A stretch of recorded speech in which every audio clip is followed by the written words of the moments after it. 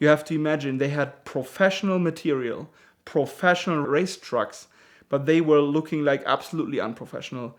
But while driving, while standing in the pit lane, getting out of the car, smoking, drinking beers together, getting into the car, like some things, stuff you couldn't even imagine.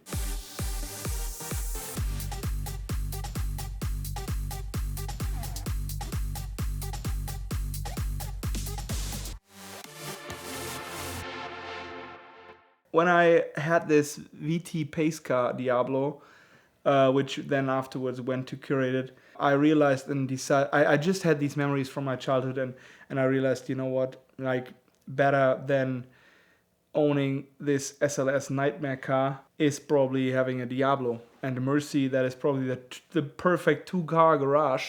And I always thought, hey, I want a Toyota. And my confidence of getting something really special was less and less from month to month, because I thought, hey, like a Roadster is probably the best compromise Diablo. You can drive open top.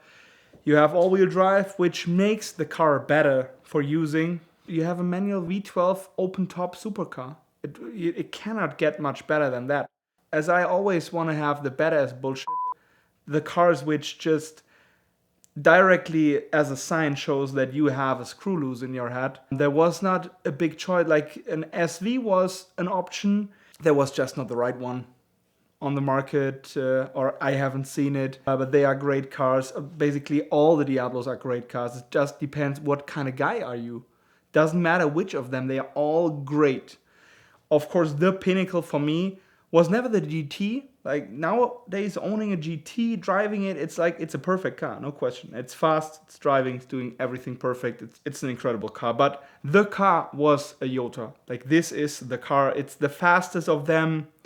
It's very rude. It's rough.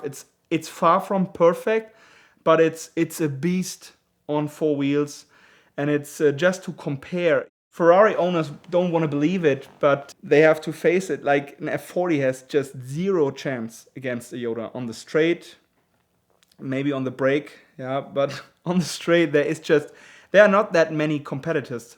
It's definitely not in the 90s for a Toyota. Like 600 real horses, the difference to a normal Diablo or to a VT or any other is such a big difference. So my dad always, he promised his Toyota would do like 360 on the cluster every day. So I was searching for a Diablo, anything which could fit my needs, yeah. But Toyota was too expensive and there was just really no hope of getting one. After a while, I walked in the showroom here and there of a friend of mine from Germany, Otto Kramer.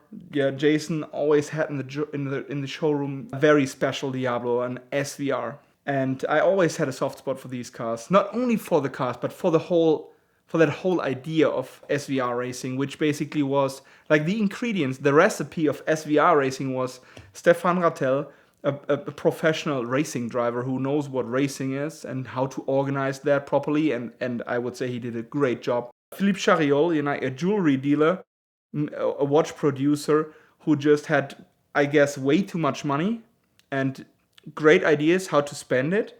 And he probably had some friends who just said, hey, yeah, we want to race in Lamborghini Diablos.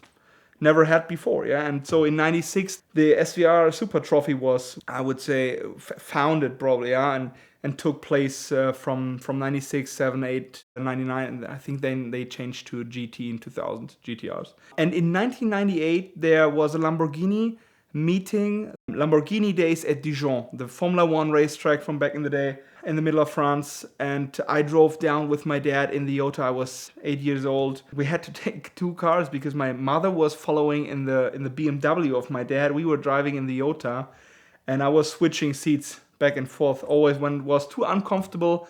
So I switched into the BMW, and I can remember we had a CD with 17 on the whole CD was 17 times the same song, Boat on the River. Probably the reason, you know, my mother had to listen to that song all day long with me, and probably the reason why she and I cannot hear that song anymore for the rest of our lives. We arrived in Dijon at the racetrack into the infield, like with, I think when I remember correct, was about 200 Lamborghinis there, Most of them were Diablos. They were like, you cannot even believe it. There were significant cars standing there, like the SAT GT1 car, that yellow famous car, was standing there. There had been several Yotas. There was the Roadster, that cutted roof, the first prototype, and of course the whole SV-R scenery. And I watched these cars racing as a child, 8 years old, having my Coke in the right hand, my way too big sunglass, and watching them racing like fuck. Like these people, you have to imagine, they had professional material, professional race trucks, but they were looking like absolutely unprofessional. But while driving, while standing in the pit lane, getting out of the car, smoking, drinking beers together, getting into the car, like some things, the stuff you couldn't even imagine. The only thing missing was James Hunt himself. Yeah, but beside that, everything was in existence. And they were professional racing drivers hired by the guys with the biggest pockets, probably. Like Tiffany Dell, for example, was racing there. Emanuele Clerico, pretty famous for doing endurance races in the 90s, early 2000s. Like professional racing drivers. And of course, like private guys who probably shouldn't even get a driver's license. People like, very famous, there was a guy called Ron Atapatu. I think he was the manager for Coca-Cola in Florida, and he was and is still known for doing incredible crashes, incredible, like, no talent but big fun. Or other people who just said, hey, it's just first or nothing, and they crashed into the cars. You could see them in the corner, while you would say nowadays in endurance racing they follow each other and they come out of a corner, they kind of tactical overtake themselves or overtake the other one or break out or whatever. No, they just pushed the cars. They destroyed these cars. So I would bet on SV-Rs there, on all the 33 cars on the planet, there's none without a damage. It's just the question, how big was the damage and how many of them? So this was definitely not racing, but somewhere between a pleasure cruise and demolition derby. But far off from serious professional racing with some kind of rules. Years later, when I thought, hey, I need a Diablo and something badass, something cool, I always walked by in that showroom of that SV-R and thought, this thing looks on me and says, hey, I need you. Like, you have to get into me. You have to drive me. And it's so sad that I'm sitting here. And I was asking and asking. And Jason at some point said, yeah, I will ask the owner if, we can do something. And I will never forget that, that he arranged this for me. And then we had a meeting at his showroom to speak about that car, and I've never driven it before. Had no idea. I expected it okay to drive like a Diablo rear-wheel drive, but not what happened afterwards. Yeah, and at some point, it took a while, like 2, 3, 4 months from the beginning, when he really said, hey, I work on it. And he called me. It was a Thursday night. The owner agreed. We just have to pay him tomorrow or beginning of next week. And I thought, okay, that's a serious amount of money. I thought, okay, Jason, I have to arrange this. I need a day or two. So I called another friend and said, hey, you always were so interested in my Aventador, and you know what? I decided you might be the right guy to own it. And I would please you just come over tomorrow. We have coffee and you probably buy it. He came over, and I wanted and needed to sell this car to him. And he saw stone chips, and I said, hey, as a present, I pay for the repaint. Don't worry. Service. We just do a new service. Doesn't matter. Okay, price. I want to pay that. And I said, hey, that is fine. Just let's do it.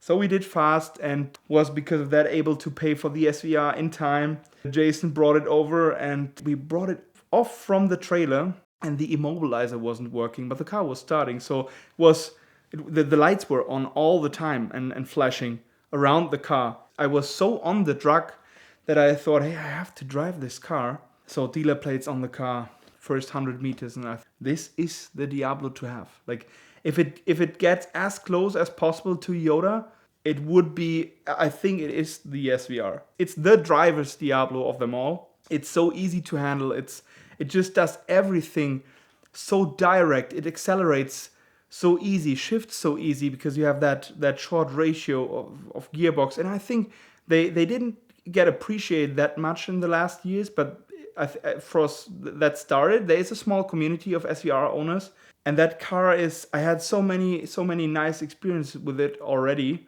So when I bought the car, it was pretty much converted to road car. So it had a back bumper, it had a normal spoiler in the back, it had normal wheels, no center lock wheels. And at some point I thought, hey, it's it had power windows, and it was doing everything great, but it was not crazy enough. For the fact that I have an SVR, I want people to see that it was an SVR and what it's about, that others might recognize, and even for myself, what it was, that I have this car standing there, which I probably have seen back then on the racetrack, and it should look like that, and it took me forever to get the parts. The rear diffuser, I had to buy every single panel from a different guy or different people or whatever. The spoiler was basically the easiest thing to get, which came from my brother, which I think even it was a present from him. Then I changed from working power windows to sliding Lexan windows, which was the worst idea of them all. It's not really a car you can use every day anymore. It's too loud. It's the racing seats. The most horrible thing is, or was, to change to center lock wheels.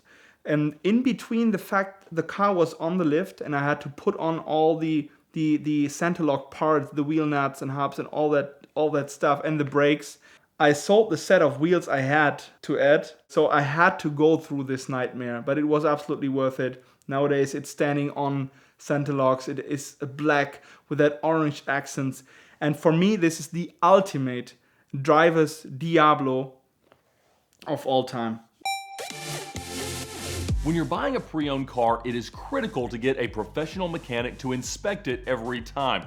And so the Lemon Squad is the easiest way to do that and the most affordable. Generally within 24 or 48 hours, they can get somebody on site anywhere in the country with their nationwide network of trained professional mechanics that are going to give you a ton of pictures and a full report of exactly what's going on with this car. It's a great way to avoid scams, and it's a great way to get a very clear picture of the car that you're buying, and this ammunition can make you the shrewdest negotiator of all. It also makes the drive home a whole lot easier and keeps a little bit more money in your pocket, and I know that you'll love the results from the Lemon Squad. So check them out now at the link in the description below for a special discount and to make sure that you're buying the car that you think you are.